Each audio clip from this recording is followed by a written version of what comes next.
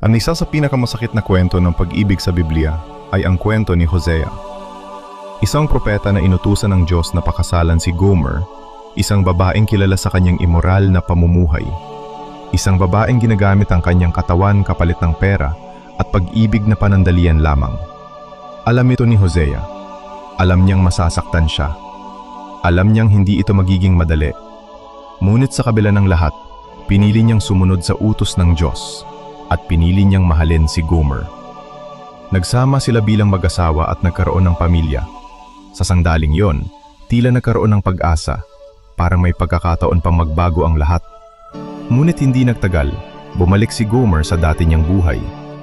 Iniwan niya si Hosea at hinanap muli ang pansamantalang pag-ibig ng iba. Unti-unti siyang nalugmok hanggang sa siya'y naipagbili bilang alipin. Isang babaeng itinuring ng marami na wala ng halaga. At doon, sa kanyang pinakamababang kalagayan, muling nagsalita ang Diyos kay Hosea. Hanapin mo siya, bilhin mo siya pabalik, ibigin mo siyang muli, gaya ng pag-ibig ko sa aking bayan.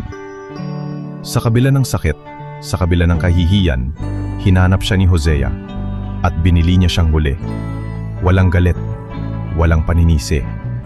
Isang mahinahong panawagan lamang. Umuwi ka na.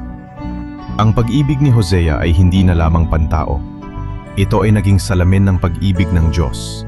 Matatag, tapat, patuloy na naghahanap at hindi sumusuko. Isang paalala na gaano man tayo kaligaw, gaano man tayo kalayo, patuloy pa ring ibinubulong ng Diyos ang parehong mga salita. Umuwi ka na. Ang kwento ni na Hosea at Gomer ay matatagpuan sa Aklat ng Hosea sa Lumang Tipan ng Biblia.